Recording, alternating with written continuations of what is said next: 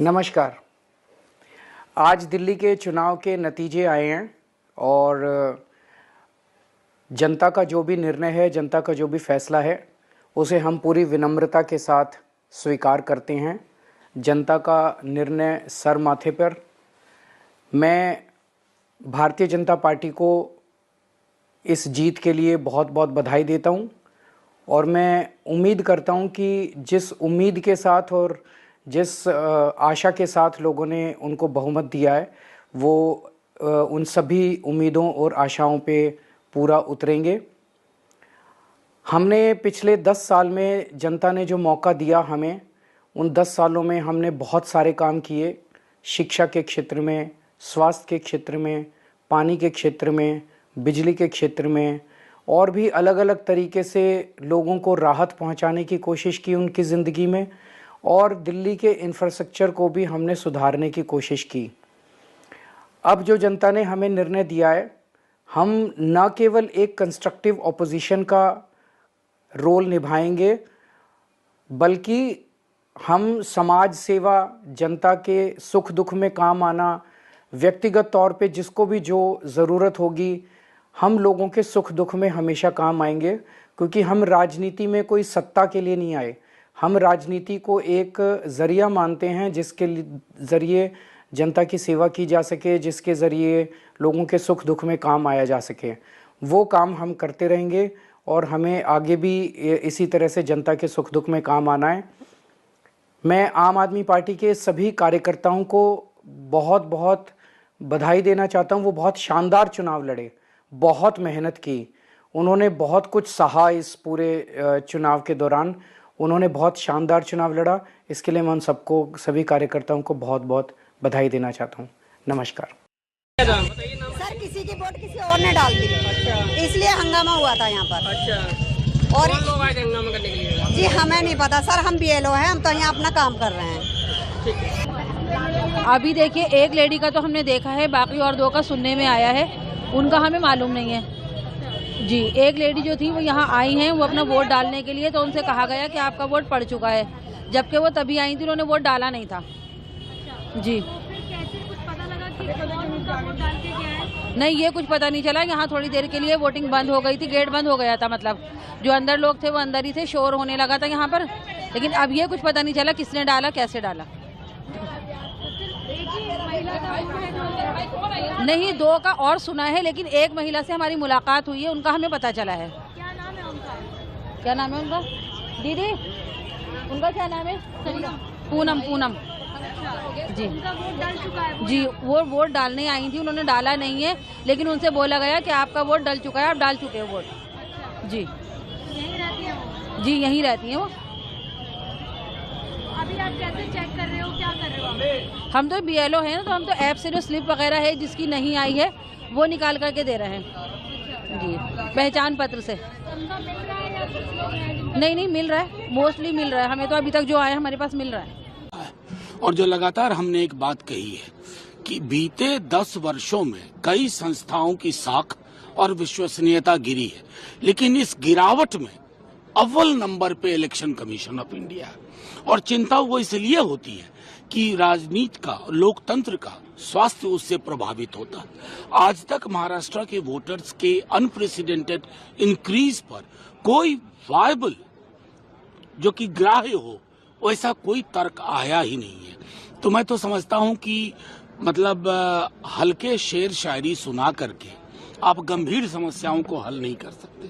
आपको ये तौर तरीके बदलने होंगे और आर्टिकल 324 के तहत फ्री एंड फेयर इलेक्शन महज शब्द ना हो, वो जीने की पद्धति हो। These are of course some questions to the Election Commission. Question number 1.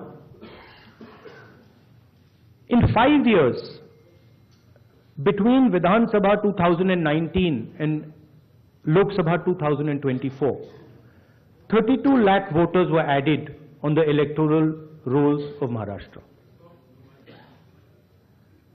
However, in a period of 5 months between Lok Sabha 2024, which these parties won, and Vidhan Sabha 2024, 39 lakh new voters were added in Maharashtra.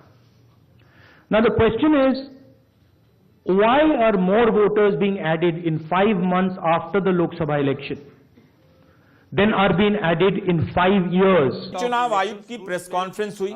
हमने अपने पिछले video में आपको बताया था कि इस press conference में किसी भी पत्रकार ने दिल्ली चुनाव की मतदाता सूची को लेकर सवाल नहीं पूछा। हमने उस प्रेस कॉन्फ्रेंस में पूछे गए सभी सवालों को गिना और अपने वीडियो में दिखाया था। क्या यह बात आपको परेशान नहीं करती? आपको संदेह नहीं होता कि दिल्ली को लेकर प्रेस कॉन्फ्रेंस हो रही है? आम आदमी पार्टी जिसकी सरकार है मतदाता सूची को लेकर सवाल उठा रही है और पत्रकार उसे लेकर एक सवाल तक नहीं करते। अगर मीडिया ही रिपोर्ट ना करे कि किस बूथ पर कितने लोग बिना वोट डाले लौट गए या कहां वोट डालने नहीं दिया जा रहा है, तो आपको स्वतंत्र रूप से कैसे पता चलेगा कि दिल्ली में मतदान के दिन क्या हुआ? आपने नोट किया होगा कि मतदाता सूची में गड़बड़ी, वोट डालने से रोकने की सूचना अब आपको कहां से मिलती है? विपक्ष के ट्विटर हैंडल से मिलती है। समाजवादी पार्टी ने विधानसभा की 9 सीटों के लिए उपचुनाव के समय लगातार रिपोर्टिंग की, मीडिया नहीं कर रहा था। उसी तरह 5 फरवरी को आम आदमी पार्टी ने भी अपने हैंडल से इसकी कई सूचनाएं जारी की।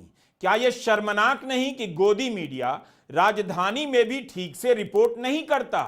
किसके फायदे के लिए रिपोर्टिंग नहीं की गई? गोदी मीडिया प्रधानमंत्री मोदी के गंगा स्नान को दिखाता रह गया और कितने मतदाता अपना नाम न देखकर लौट गए इसका पता नहीं चला। मतदान के दिन संजय सिंह राज्यसभा सांसद ट्वीट कर रहे थे, वीडियो डाल रहे थे, बता रहे थे कि एक गाड़ी में लोग कथित रूप से पैसे बांट रहे थे, लेकिन उन्हें देखते ही भाग निकले। चुनाव से एक दिन पहले साइलेंट पीरियड में आपने चुनाव आयोग से शिकायत की कि दिल्ली के कुछ इलाकों में गुंडागर्दी हो रही है, बड़े स्तर पर वोट को दबाया जा रहा है।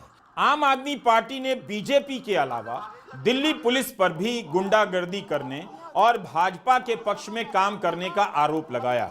इसी तरह के आरोप उत्तर प्रदेश में भी लगाए गए। आम आदमी पार्टी ने कहा कि जब चुनाव आयोग को बताया गया कि बीजेपी पैसा, साड़ी और शॉल बांट रही है, तो उन्होंने कहा कि सबूत लेकर आओ। मनीष सिसोदिया ने आरोप लगाया कि जंगपुरा की झुग्गियों में लोगों के वोटर कार्ड छीन लिए गए हैं। जो भी धांधली या गड़बड़ी की शिकायत होती है उसे लेकर गोदी मीडिया अब चुप रह जाता। विपक्ष उठाता है, उसे हताशा से जोड़ने जरूर आगे आता है। 6 फरवरी के अखबारों को पलट रहा था।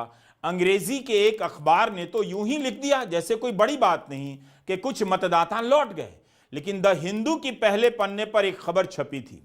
अगर यह अपवाद है तो भी बुरा है, और अगर ऐसा है तो आप अंदाजा लगा सकते हैं कि दिल्ली में कहां क्या क्या हुआ होगा। नई दिल्ली विधानसभा क्षेत्र में 150 वोटर के नाम मतदाता सूची में नहीं थे। हिंदू की सात्विका महाजन की रिपोर्ट के अनुसार ये सभी 40 किलोमीटर चलकर पुराने बूथ पर पहुंचे तो पाया कि उनके नाम मतदाता सूची में नहीं है, जबकि इनके पास वोट डालने की पर्ची मौजूद थी। इनका वोट नई दिल्ली के कालीबाड़ी से नरेला में चला गया। रिपोर्ट के अनुसार इन लोगों ने ऑनलाइन भी चेक किया था, इनका वोट नई दिल्ली क्षेत्र में ही है। हर बात का एक ही जवाब दे दिया जाता है कि प्रक्रियाओं का पालन किया गया। क्या यह सामान्य बात है कि राजधानी दिल्ली में 150 मतदाताओं के नाम नई दिल्ली से नरेला चले जाते हैं और बस एक ही जवाब कि अखबार में इश्तेहार दे दिया था, प्रक्रियाओं का पालन किया गया है?